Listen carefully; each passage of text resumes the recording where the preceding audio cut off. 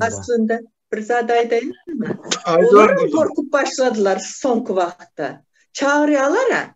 Nıha, misal için ben oğlumu çağırttılar. Ecem gerek mi? Gidin Türkiye. Ecem bulursanız. Ecem için çağırdınız beni. Adınız, familyanızı aydın. Gepleşin. Ben hazır Ecem telefonuna bir aç edeyim deyse yok bir açam etme bizim yanımıza gelin ama açma diyem işte. Ha gördün mü? Onlar yani devam edeyim yankı men yaş vaktim şu korku sözünü aytıp berjek bolýan nereden dörenni. Tağa vaktim benim bir bolsam bir 14 yaşımda da attadır şu jiglenmi tutokladıp işettirýärdim de işettirjek bolan sebäbi diňe men etmeli. Ondan men bulary tutup işletýärdim bir ýerine bolsen gap çanaklary ýup bir ýerine de içeriň süpürdip. Olar meden akdoýyn. Menem onu tutokladıp nime bilemok ýadyma şonok bir arkasına da ýeňsizden kakýandyrna. Ondan şu bir jigim o pahir boldy bu aktoryn. Şol bir gün olam bir 6-7 klasa barany da şo mahallar. Şol onu men gorkup beripdirna, men onu bilemok bol işetdip gorkudýan ekenimde. Ondan soň bir gün şu ýaşy boý ýetenne ýa men bile deň boldy da boý 6-7 klasa baranyna. Ondan bir gün ýanky meni nimedemde itip bir goýberdi da döşümden. Seňem bir yum agdyňy senenden bidar boldum diýip. Men itip goýberdi döşümden. Şu 6-7 klas jigim.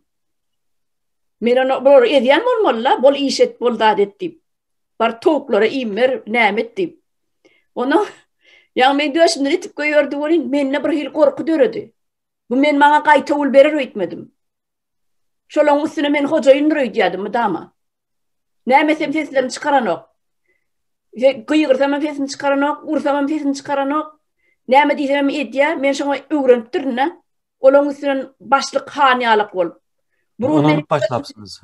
Burun men döşümden itip goýberdi, sen ýumagdyň neden öýrek eliň galdyrma diýdi maňa. Menden gorkup bar ýere tesdim men. Men onuň garaşamokdum sebäbi mende şeýle bir ňaşydyny bir reaksiýa boldy da gorkdum da ýere tesdim de gaýdyp men agdym açmadym. Sesimem çykar bilmedim. Inniki gerek meni bir urar diýip gorkdum. Doğru. Inni şu taýda biziň türkmenimiziň etmeli zady. Oň üstüne topulup öýüňi mert görkezseň, ol gorkar. Benim sana aýtjakym Olga Şarýewna. Sebäbi o bize şu wagta çen edik geldi. Bizden son ýalyklar gören ýagdaýyna o gaçyp gidýär. On gaçmagy gerek geldi de. Emma o bize şu wagta edýän zulumlaryny edip bilmeýär. Men şunu aýdyp geçetim geldi. Gaçsa ýerlikli bir näme aýdyp geçdiňiz. Ondan men şunu aýdym gelýär. Hanmurad aga, men şu wagt öz çağlygym aýdyp öz derdime ýany wagt men şu boldum, bu boldum däl. Men on diýetim gelen o. Men diýetim gelýänim, mende gaty köp nemeler bar. Köp nemeler gördüm, çaqam. Köp zat başyndan geçirdim. Soğuklama diýsen ayakdan geçdi, köp kynçylyk gördüm. Şo kynçylyklaryň hemesi şu wagt mende bar. Diýjek bolýanym şu wagtky çağalar menden 10 esse beter bolar. Men özüme neme demek şu çağalar üçin iň merkde. Bundan soň enatalar aýagy galmasa, neslem ölmer, o çağalan psikolojisam gowy almar. Elbetde, elbetde var. Men özüme ýanamak, men Türkmenistanyň içindäki çağlara ýanýan. Doğru. Menem şu ýerde bir zat aýdyp geçjek. Adam bir gözüň dönen wagty bolýar, şo wagt gorky hiç zat gören ok gözüm. Mysal üçin men indi özüm başımdan geçiren 73-nji ýylyň gürüňini aýdanda Soýuz döwürde o wagt. Getirdiler de men owalaryň adyny açjak däl, olar protokolda hem ýerde bardy. Kolhozyň radomuna goýdular, zawedy şeýdip. Benim ýaşajyk gyz gelin, täze gelin. Geldim, indi telefon açýar, aýal dowjak. Indi owalaryň aralary 3 kilometr, 5 kilometr. Maşin yok. Näme etmeli? Şu döwürlerde şu bahana bilen bir vasfot motor minmenem öğrendim. Motorda gidýärdim. Elime gerek, özüme gerek zatlarımı alıp son bir gittim, iki gittim, başlığın yanına girdim de. Sonra şu çıkanka vaktinde tez doğan ayal çağısını doğuptur, ağrının kırasında ciden aşağında koyan, ayalları ortalığa gidiptir, çağını kızıl sarı karınca basıptır. Çağı şey edip ağlıyor ve motorda gelip onun sesini eşitip saklap, şu çağını ağrın su bilen yuğup karıncaları ayırdı, sonra ayallar gelip yetişti. Son oturdum gittim başlığın yanına. Ben dedim, o adamın yalı durum var. Bana bir maşin verin. Bu ayallar teze doğanlara Palavoy'dan bir yer açın da bir vaspitasyon koyun üstüne dedim. Ne için? Bu ayallar teze doğanlar ayrı yerde pahtayılsın, çıkan kayıtsın. O çağlar onların başka yere gidiversin dedim. Son ay dedi sen şehirden gelip bana öğüdür gidecek kolyan mı? Var işini et zat dedi. Yani o adamım yanına barar yalı adamım der. Şun yalı özem pahtanı hem zat birinci yerine dolduran adamlardan göğniyeten özne. Benim şovun bir yağmur yağıp başladı.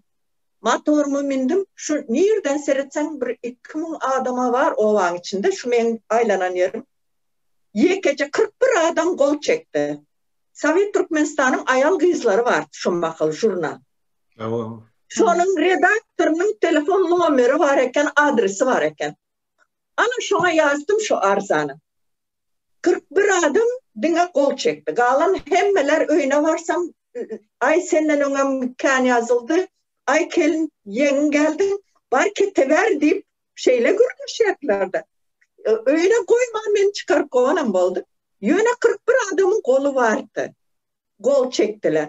Olam in bana düşünen benim yakınlarımdı. Ana koy verdim. 21 günde Moskva'dan bir ayal, Rus ayal. Aşkabat'tan bir ayal, sonra özümüzün Avtopark'ın başlığı. Ana o var nemesi o vakitler telefonum yok. Ertir çay içerdim. Onun yalı yuvarlak bir radyo var. Gece gündüz tın tın tın tın aydım aydiyat. Haberler aydıp duruyordu. Kime başlık çağırsa çağırıyordu. Konsert gelse haber veriyordu. Şu yerden adam familyamı tutup sen gel başlığın kabinetine dediler. Motorum minik geldim kaskımı elime aldım. Orsaya şey edip yüzüme seyretti de sen mi yazdın şunu dedi. Ha o ben yazdım dedim. Ay mena dedi bir ne merak ayalı karşı yaptım. Neçe yaşındasın diye aşk görmüyorum zaten. Ay yaşımı ayttım. Вот bu tek Moskva dedi. Şeydim. Başlık otur şeydim. Dişlerini gıcap. Son bana birinci sonrası verecek. Şuları kol çekenlerin hemmesinden hazır üçüsünü saylap çağıracağız dedi.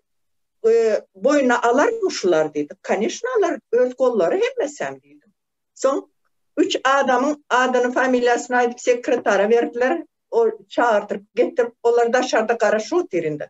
Bana dedi sen ne mi diyen? Ben dedim ne ayarlar doğuya. Barıp öyünde rot primat ediyen. Raddoma getirip bilemo. Şehre götürüp bilemo. Her bu vakti çeli bir 10 yıl neyama bulanıp yöne durup keste gelirse şu çağa ayarla bir zat bolaysa ben türmeye gidiyen dedim. Bana maşin gerek dedim. Başlığım o tür şey edip dişlerini gıcak. Son şu neyme? Sen neyme düşünen dedim. Ben dedim bana şu zamanı gelen vakti bana maşin versile. Ben motorda gidip ayalı nereye alıp gideyim dedim. Sen motora mı sürüyen mi dedi. Hava dedim. Şeydim. Ondan sonra böyle dedi bunu gürleşeriz dedi. Son o çağa barada. Ben dedim Palavoy dedim. Palavoy'la pahtası yakında yerden çağalar hemmesini şu Palavoy'un içine alsılar bir bakıcı koysular şu tayt dedim. Ayalların haysın çağası alırsa hiç olmasa çıksın da çağırsın dedim. On yalı yeke o yere bir çağa atarıp onu bir teyze doğulan çağa onu bir olarak itkelsem götürüp alıp gider dedim.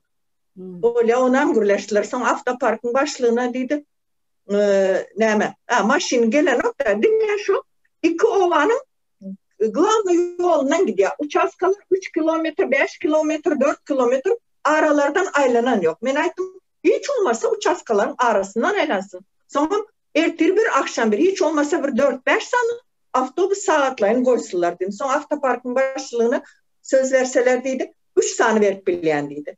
Hələçəl şu grafik boyunca qatnayaşı ova. 2 avtobus deydi. Uçaskaların içi bilen aylanır dedi. Bir avtobusa düne pramo gelip gider dedi. Ha bunlar çözüldü. Son başlığa söz verdiler. Sen ne diyendi? Başlığa böyle dedi. Ben öz uazımı vereceğim ona dedi. Yöne ertir İrden dedi o uazık dedi. Ne? Bakçalara dedi inikleri daşar dedi. Son firmaları başlığına bir saat eder mi dedi mi? Son orsa ayalaydı.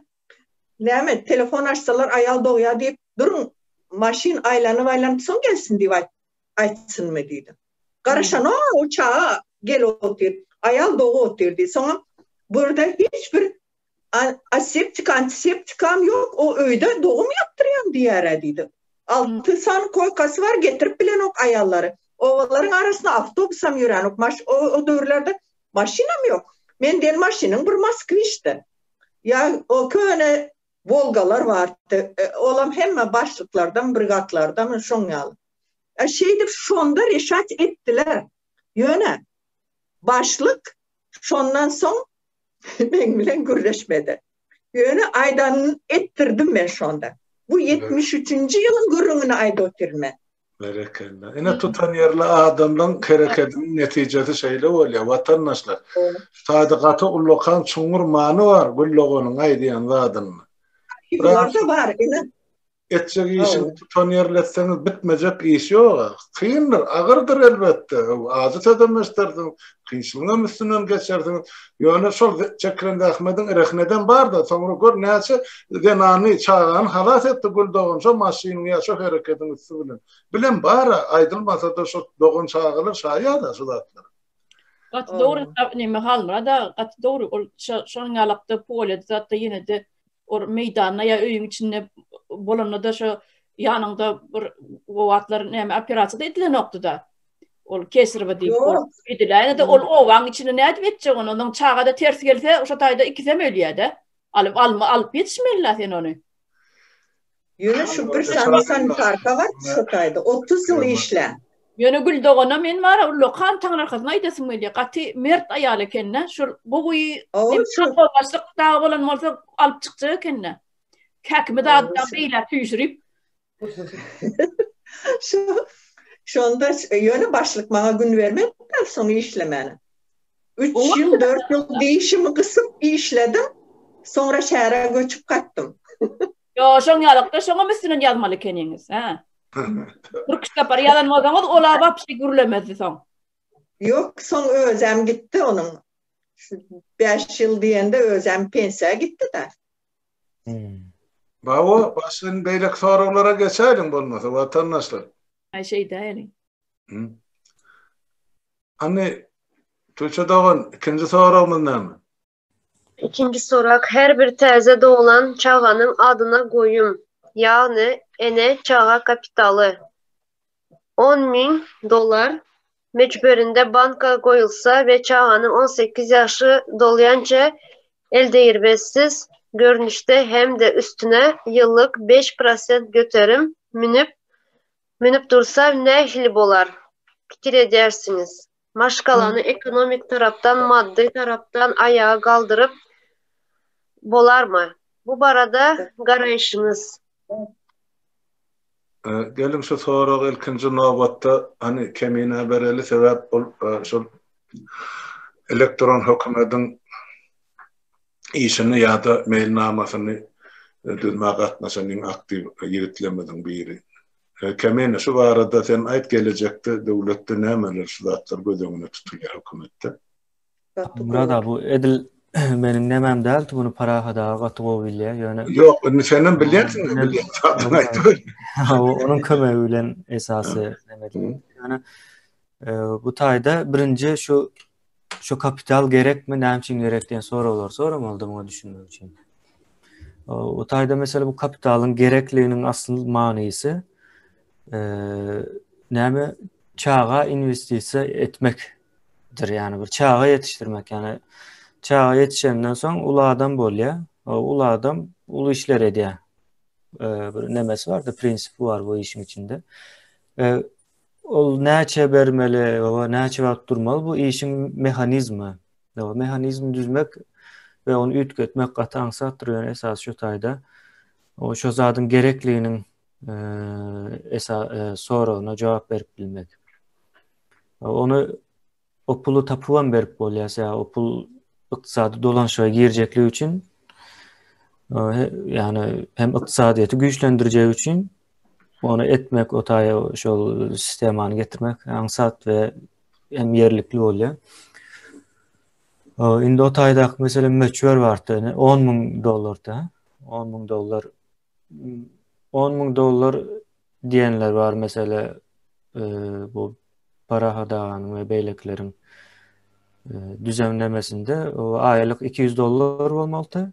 Eline geçen pulu var ve eline geçmeyen pulu var. Yani eline geçmeyen pul üniversitet yaşına gelen wagtda islese üniversitet okumana soğuk bile, islese daşary ýurtlara gidip o täze yerler görmäne.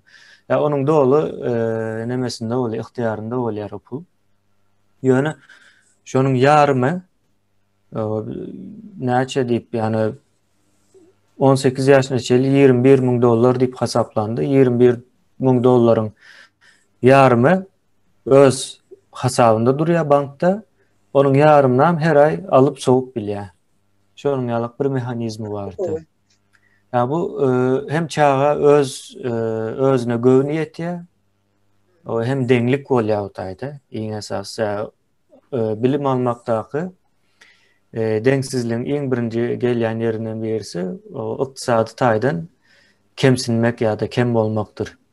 Şo taýda meselem pul var bolsa, şo her ay pulu özüne ýetjegine ynamy var bolsa çağanyň o deňeň okumak we öz deňduşlary bilen gaýnaşmakdan başga bir nemesi ýok-da. Ondan soň 18 ýaşyna gelýär, 18 ýaşyndan soň elinde taýar pul var. İslese daşary ýurda gidip okap bilýär ýa-da gezmäne gidip bilýär.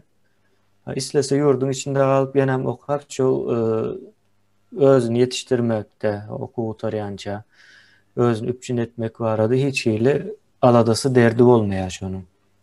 Ve yeniden bu işin içinde yani saparağa da aýdyp geçipdi. Şo çağa nira gitse pul şonuň bilen bile gidýär. O çağanyň var ýerinde pul var bolsa onda näme bolýar? Şo çağany gowy ýetişdirmek barada bazı ykdysadyýety prinsipi girýär bilim sistemasyna. Bu gaty gowy zat yani itici neme motorlar sistemasyna yani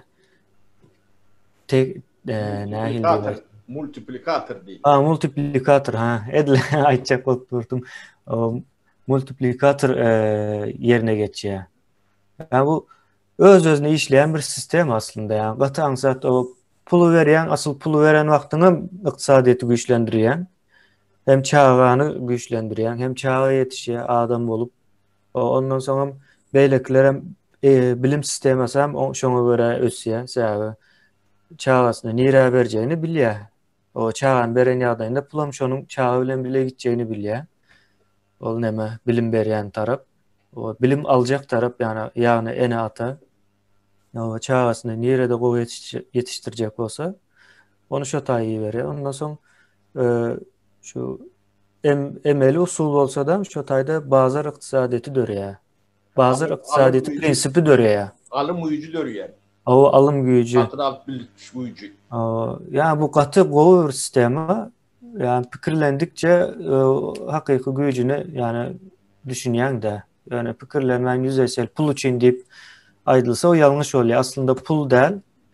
O pul ona bolýar bir başlangyç açary bolýar. Yani onuň dowamında has uly işler çykýar netijesinde. Doğru. Ana öyle çağrılsa bir daha da açalım.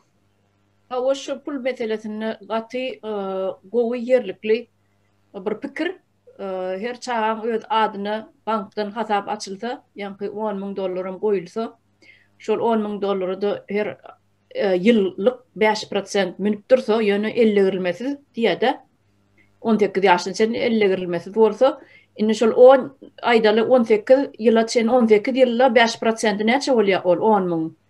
Şol oly çağrylsa hasaplandyp 20,000 näçe bolýar da. Şol demedi çağan alıyor. Ha 20 näçe gaty gowy onun şol çağa institutda üniversitede girene de şopul şon hasapla bile çağı bile gidýän bolsa ondan şol oku edara var ýa-ni ýokary oku jaýy. Şol her aýda dällen her kwartalda da pul alýarda ýa-da her nime semestrde diýeli. Ya her 6 aýdan mı pul şol hasabyny çykaryp durýar-da şeýlemi? Hasapdan öýde awtomatik görünüşde çykaryp durýar. Ondan indi bu hökümet şo pul çağa dogulanyny goýsa $10.000. Ol hökümeti hiç ýany ýok. Näçe ýeňde şo pul sistemadan daşary çykan ok. Şol sistemada aýlanşykda gidip durýar şo pul 18 ýyllar. Onun hökümeti getirýän hiç ýany zat ýok.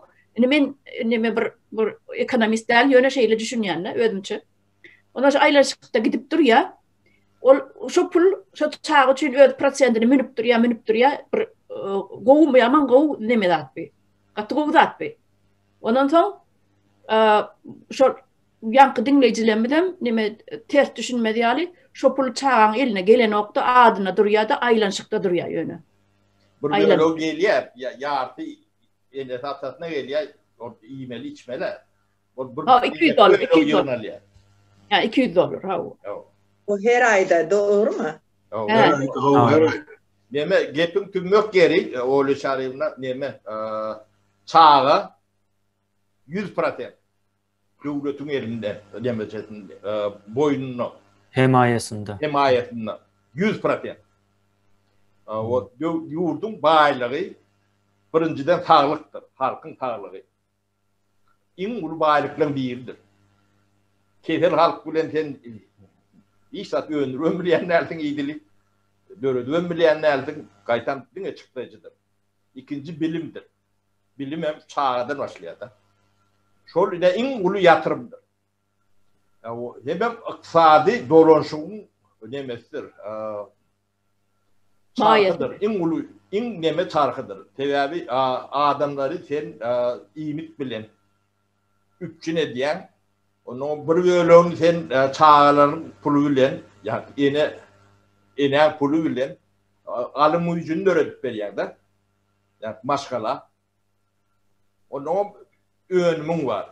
Süydün, katın, etin, siyirin, hem bedadın, ekli, hemen vitaminin, hem kompleksi, katlap.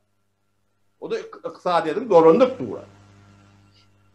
Hemen sen geleceğine ertir ki sana salgıt törecek nesil yetiştiriyen de. O investisyon diyen şey veriliyor da. Bu da bağdalı investisyon oluyor da. Yani adama yatırıyor. O hemen garip olmayan bir formülası var. Onu yani Türkmenistan'ın nemesinde patentleyemediler. O garip olacak olsun. Birinciden okusuz, bilimsiz olmalı, hünersiz olmalı. İkinciden yalan söylemeli. Ondan korkmalı. Şu üçü bolsa, sen geday olacağına 100% garanti vardır. Hiç yanlışmadır. O kalan dağıtlarım geliyor kaptanına olun. Yani esası tütünleri şudur. Bilimsiz olmalı, hünersiz olmalı. Yalan söylemeli. Gözün kör olmalı, kulağın ker olmalı. Onu son ikisini nemesine keremez ya korkan ker oluyor. Ana şu garip oluyor. Yok tersine bay olacak oradan okumalı, okutmalı, nesil yetiştirmeli. Bunun başka hiç nemesi yok. Yani başka yolum yok. Sen hünersiz, bilimsiz olup bay olan adamını atadından burada adından halini olaymasa bolyan nedir? Burada öndürmeler, öndürüp bay olmalı. Ya da uğurlap bay olmalı. Bizimki de hüner, beylekli limeler yok, onun dine uğurlap bay olmalı oluyor da. Olamıyor. Adam aşağıda geliyor, kovu aşağıda geliyor. Kovu aşağıda geliyor olsa elimde de hünerim yok. Sana vazife gerek, yani vazifeni ulan şeydi varmalı. Ulan mali işlediğinde de oraya bilecekler yoktu. Daha döndürecek manadır yok. Yani ağaç şu atına gen görmelidir. Türkiye'nin yarı teritoriyada 5 milyon adamın yarısı 2,5 milyon çörüğünü tapmalıyor. Bunu edip bilmek için katı kent iş etmelidir. Şu teritoriyada çörüğün tap bilmediği yalan etmek bir halkı. Onu yardım kaçık gider yalan etmek için neyle dediğin gerek. Böyle çağırıyor. Bu dereceye düşmek için ne ettiniz dünyalı? Şurada Nobel premiyasını veremelidir. Bir yere bir kovu edip yazmalı saparağa. Şol korrupsiyonu, döredeni, korrupsiyan alyanı, koyyanı, beryanı, paranı, şolun hemmetini katı ulu cenayet etmeli, 25 yılı çen etmeli.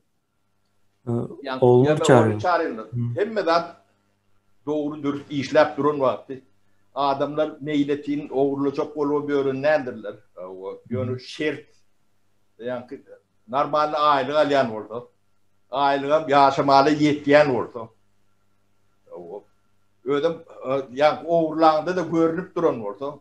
Onu kellesini yeteğine tal görüntü oğurlayacak olup gören adam yok. O çok şertler gördüğün son adamlar onun yankı kazanı yenini rahat soğuk biliyorlar. Bu kulüp değil, olmasa yankı nemenem tüyücüğüne yorunu aşağına bu kulübü yerler de bizimkiler. Uslovuna yerine. Şoğa düzgün nemetmeliler. Ne? Şveç'te ya da başka Norveç'te, Finlandiya'da aile karışıp işleşip böyleler.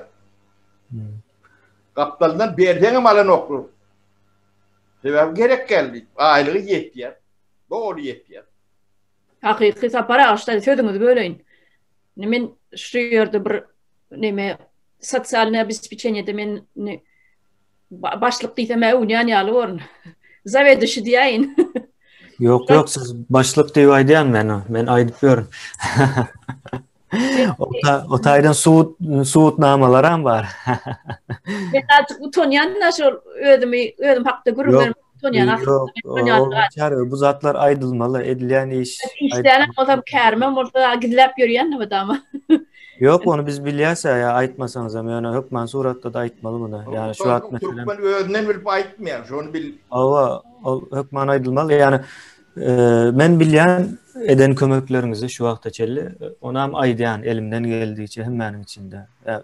Ya bilgeçleyin deyip aytmayın yönü adamlar bilsin diye aytyan da hakkı kahramanlar köplenç sahnanın arkasında olyandır. Edenin hakkını vermeli. Yokmanıdır o bizim medeniyetimize giyirmeli.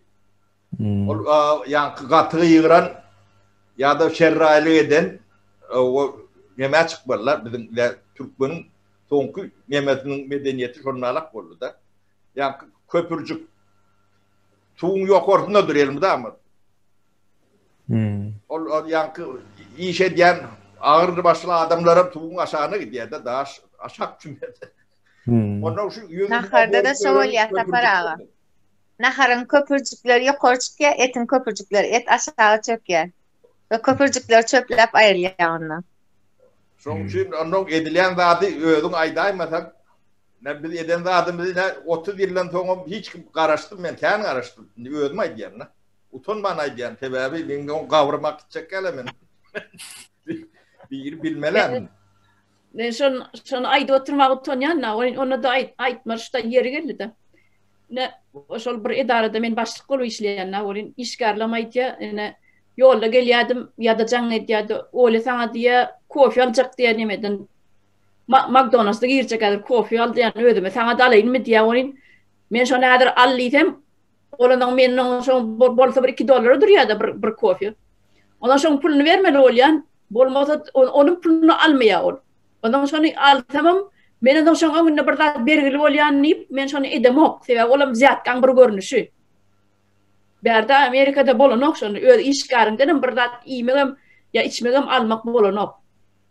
Ya getirse de tanrı kızına edip $2 idine vermeli oluyor şu. Şimdi şolar ya denglik ne için? Sebebi men dastoyun aylık alyan hükümetten.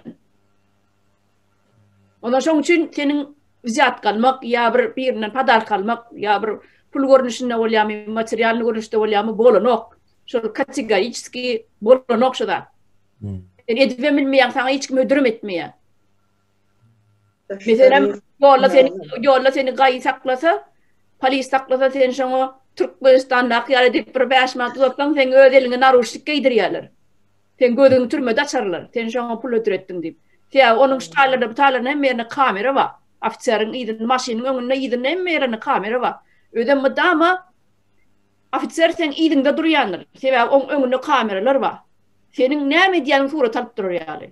El madama polis ýygyňda durýanlar sen. Ýolun gyra çykaranna sen saklanna. Sen ýygyňda durýar, sen hemme hereketini ýadyp oturýar kamera.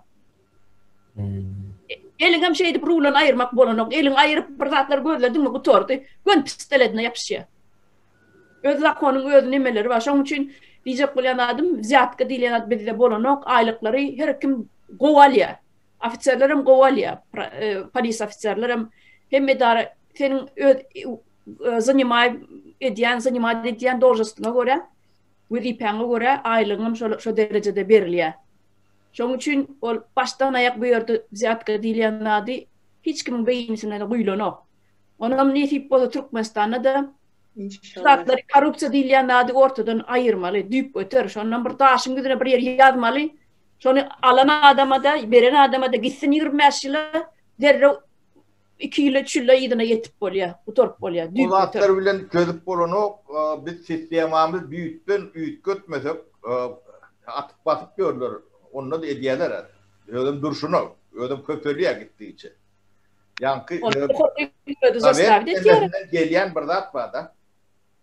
Döwlete aýlyk beren bolýar. Aýlyk alýan işlän bolýar. O da ýydyl aýlyk beren ok, bu da ýydyl işlän ok da. Biri beren bolýar, biri işlän bolýar da. O hakiki iş ýok. Hakiki aýlygam ýok.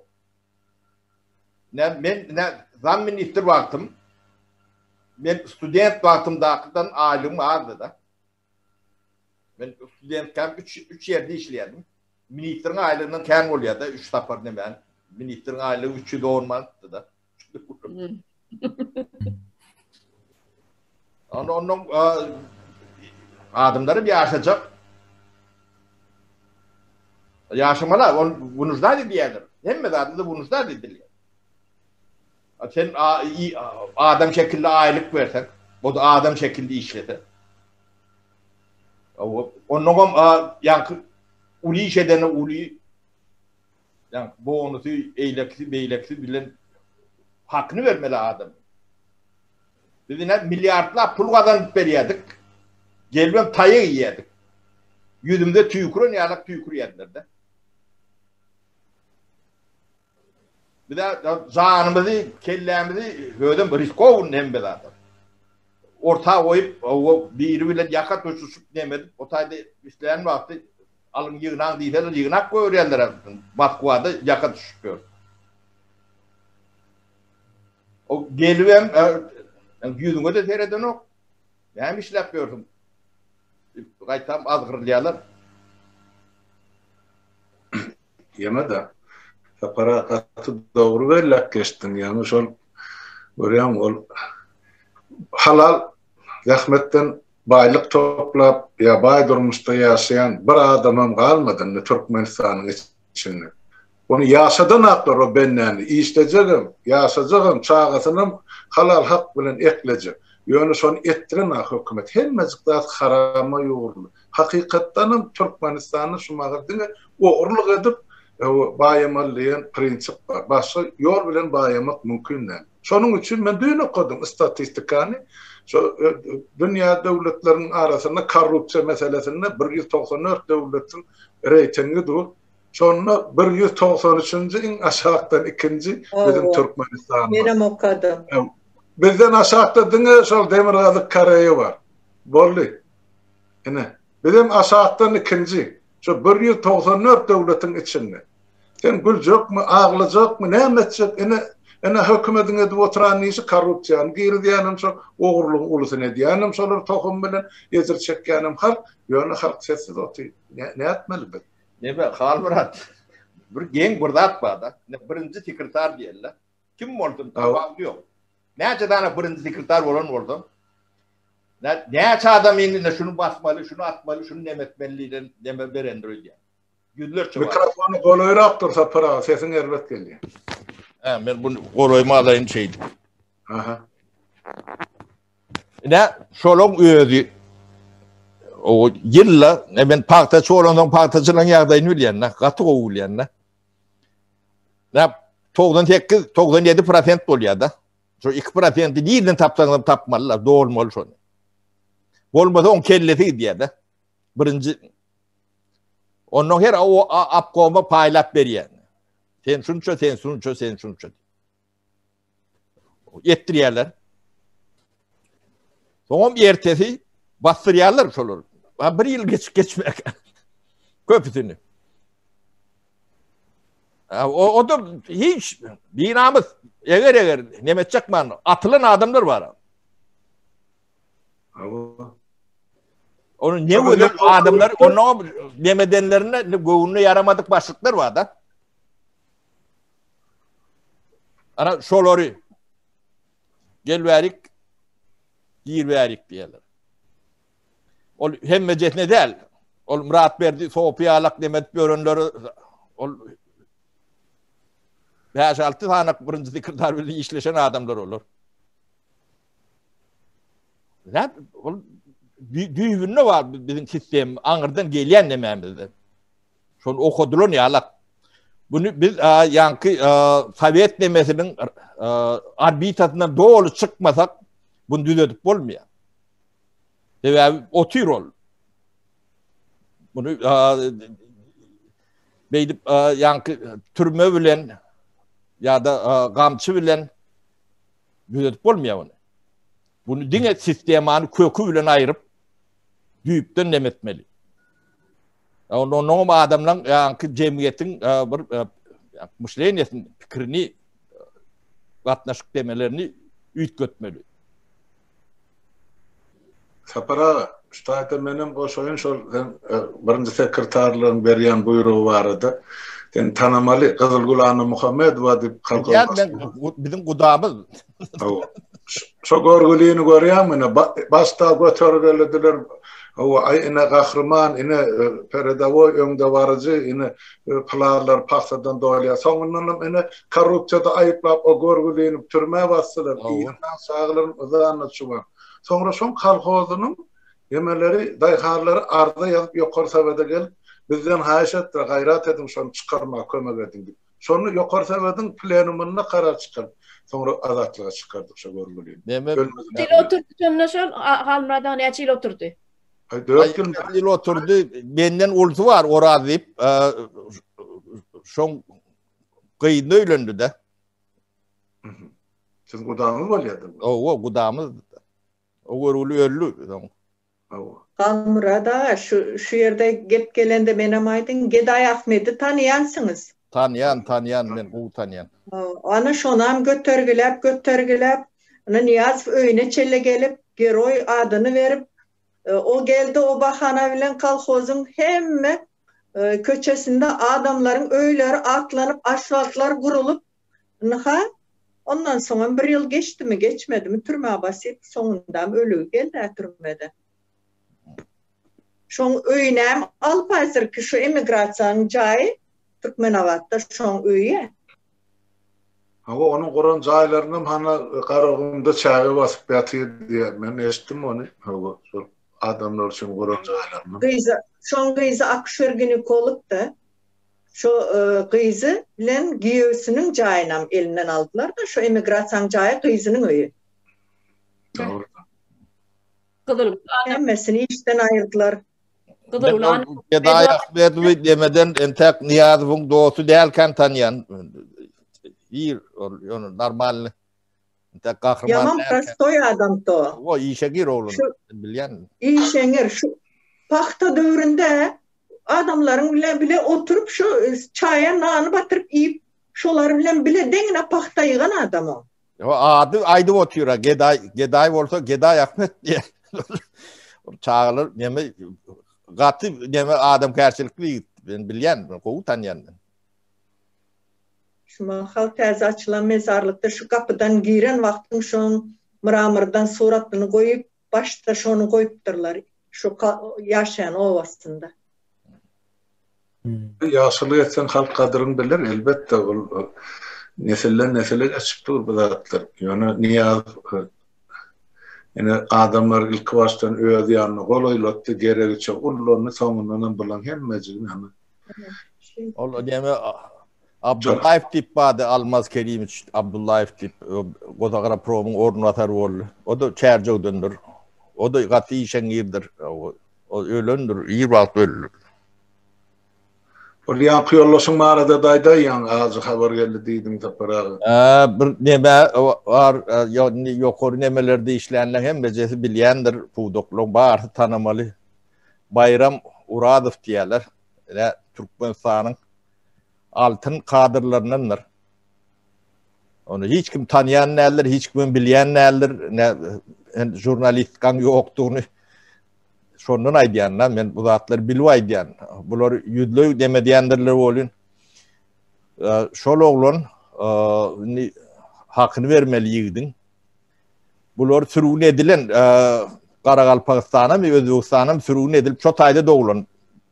Yani bayram o Marin Appo 37. yıllarda Baykulak da sürgüdülen. O şu dövrlerde sürün edilen o Kur'an Muratşam şol yani Marin Appo vardır Kur'an.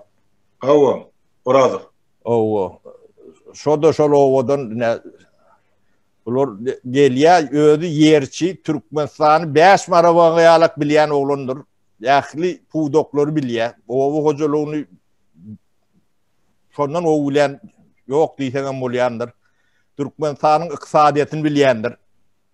Ödem bizim reformamızın yani ideya nemesi o esası ideya şondan çıkayatta bayramdan. Görgülü 3 ay olupdur mu 2 ay mı bundan o yurdun təzelepdir de. Allah rahmet eylesin. Bilmedim ketelin ne molonu yemeden. Eğer bir yerde ne nekroluk çıkya, ne adamlar yatlıya. Onu Şayet cennet olsun. ödem yani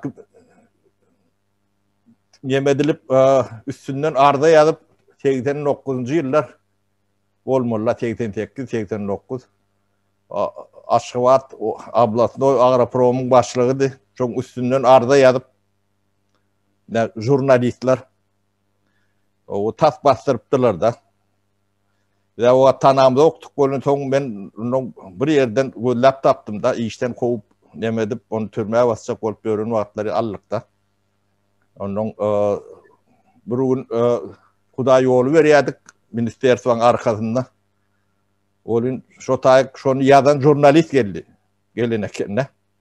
O bayram yanımda oturuyor. O da jurnaliste medil yoğunluğa geçip oturuyor. Onun ben ayağım kalkıp soğuradı. Şu yıgdı tanıyan mı dedim bana. Yok dedim. Ya dedi, şu dedi üstümden yazıp görün jurnalist şu dedi. Onunla dur vakarlıp onun jurnalistten soradım. Şu yıgdı tanıyan mı sen dedim. Yok dedi. Sen kahramanın dedim şu. O da yok gaztuklu jurnalist. Bilmedim Sovet Türkmenistan'da mı Türkmenski İskıra'da da mı? Şöyle realak. Yani bir ministerstvodan upravleniyetini aldık. Yani reforma nemesinin glavkasının başlığı. Sonra ministerstvo finansayı verdik lan minister edip. Sonra o tayda minister oluptur bizden sonra. O yine Soğubi'nin yani nemesine yine in patkacaşı kadırlan biri olmalılar şoları yalak demeler. Yine de 3-4 tane var şoları yalak ettiler. Yani ne adı çıkayandır, ne burada edilyendir.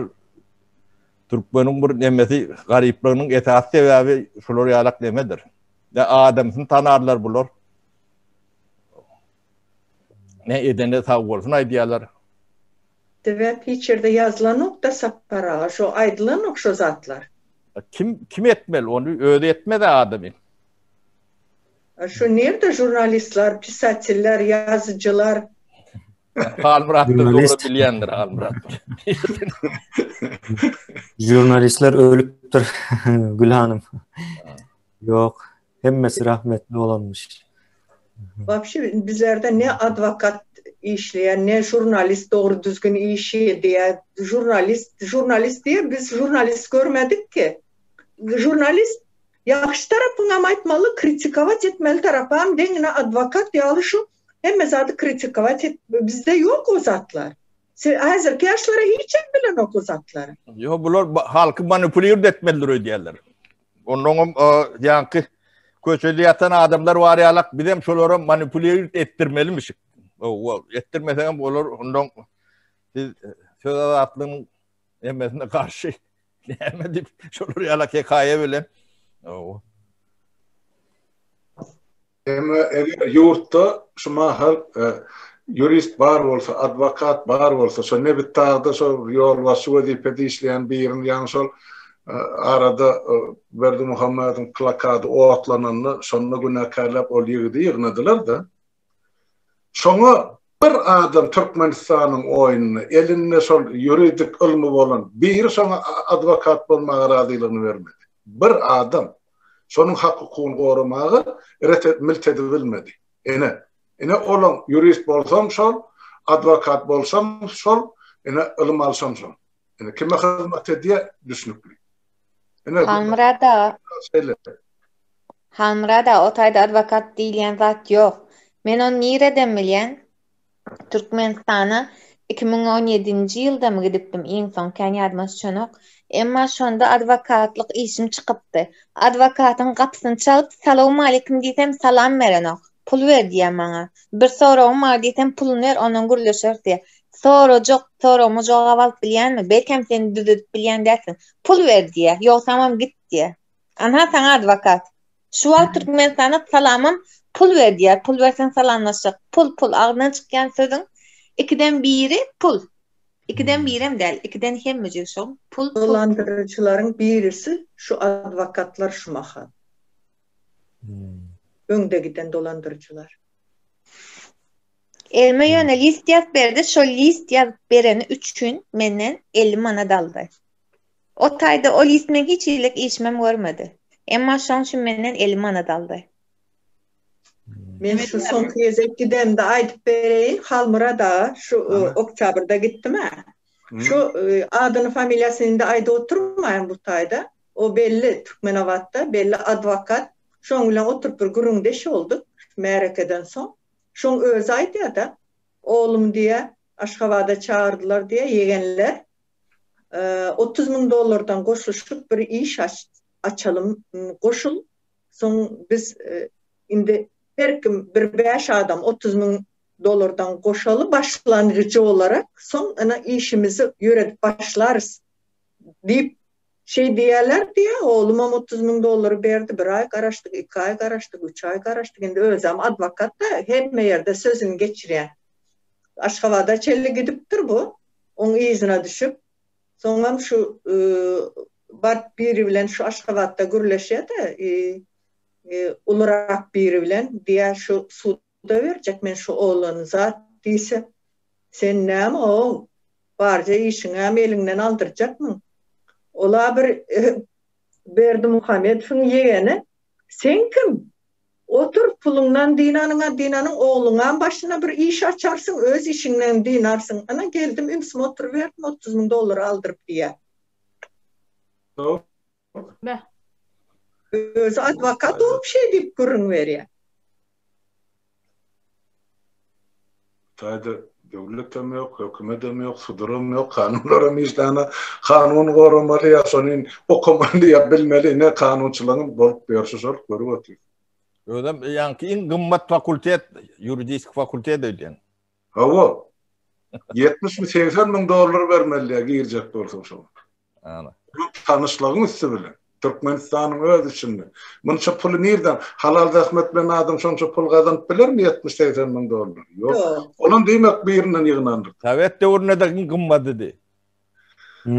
O juridik fakultet. Näçe berli dursa paradan Aşgabatly bolansyň bilmeli bu zat aýdyp berdi dedi. Ay o wagtlar rubul nemeler ütgädi her tütlük al Murat. 40-50 ýyl geçen soň Ken yadıma düşen ok. Yönü gımbattığını bilen ne? Kon kurtullu. Vatandaşlık. Yenem 10 minuttan 2 saat bolýar, onuň lentany gutarýar. Allah demeden dedi. Allah şuurlukça başa kimin aýtjak başjak zady bar. Allah. Türkçe dağın, siz bir zat özüňiz aýtjakmy? Ýa-da sonra okap geçiräjekmi bu?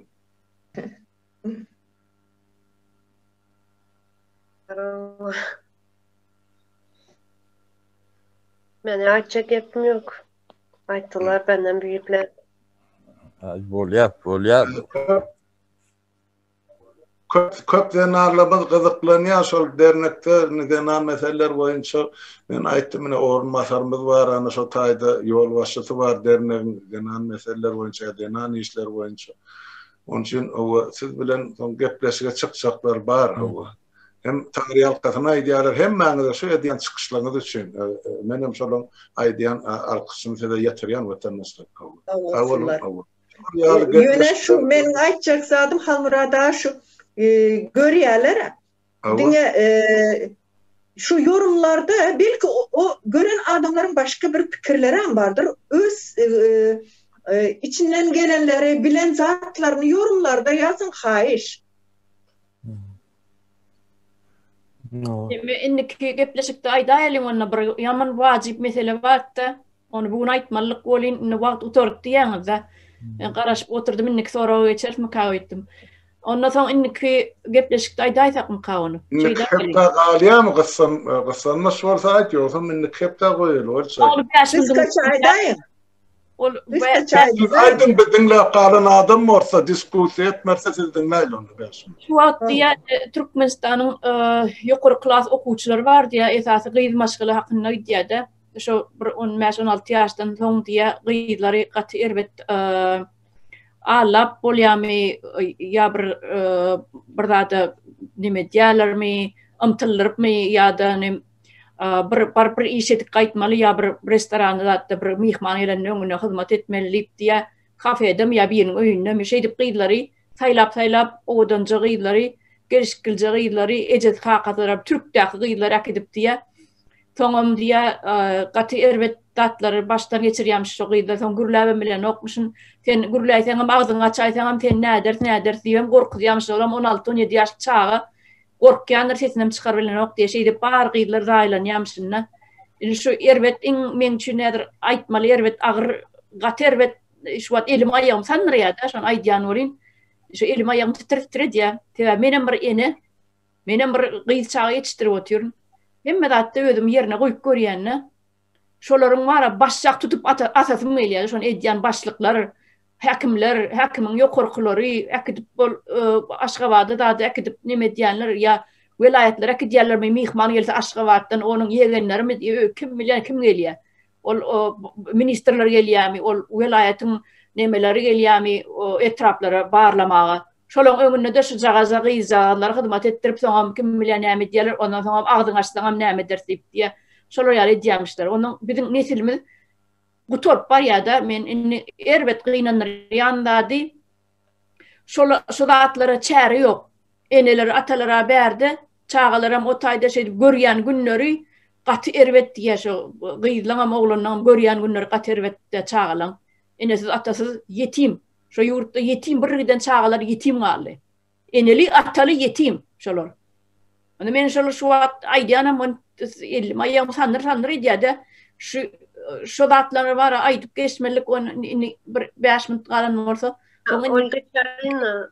Dowam edýär. Onun için bir program hazırlayacağız zaten. Onu daýalyň hawa. Daýalyň. Evet.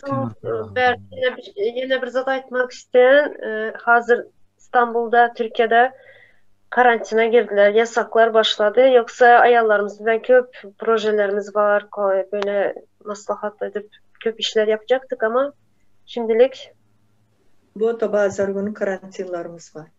Yasaklar başladı. Onun için yani Telefonda gurlaşsanızdan bar köp adam size çıkmakçı, o haberlaşmakçı, son katnaşmakçı, islev belir yani bana can edip durur, ya men olara can edip teklif ediyen şular ya bırak edem aktivleşin, harekete geçsin. Can edenler köp can edip durur. Şu koşulacak olan ayarlar şolar hemmesini çağırıp Var konuşuruz bizde.